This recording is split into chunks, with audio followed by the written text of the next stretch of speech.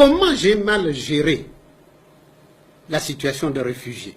Nous devons dépasser les petites divisions internes et nous mettre ensemble. Je décide avec mon gouvernement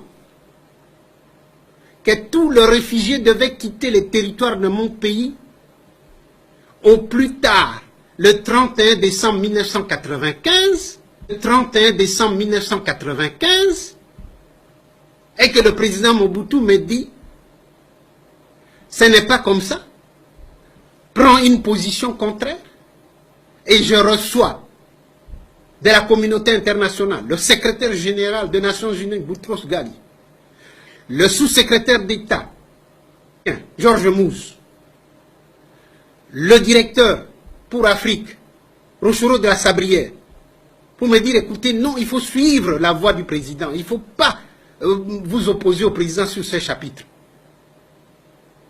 Alors que toute la population du Kivu avait mobilisé ses moyens de transport pour aider les réfugiés à rentrer.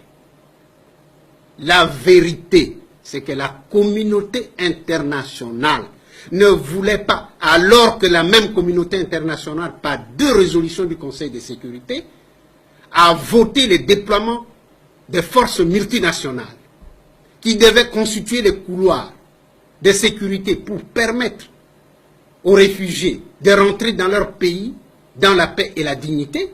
Cette même communauté internationale reviendra sans que les résolutions du Conseil de sécurité aient été démenties par d'autres résolutions, qu'on ne déploierait plus parce que le Rwanda venait de bombarder les camps des réfugiés et que tous les réfugiés sont rentrés.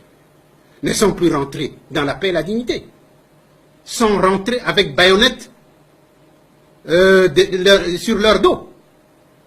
Non. Le vrai problème se pose en ces termes-ci.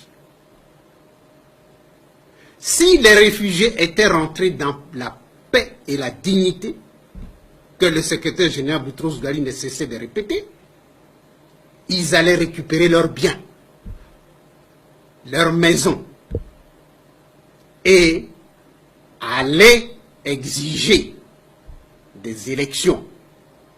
Et en vertu des dispositions de la Charte des Nations Unies, un homme, une voix, les Hutus allaient revenir au pouvoir. La communauté internationale, Kagame et son pouvoir ne voulaient pas cela.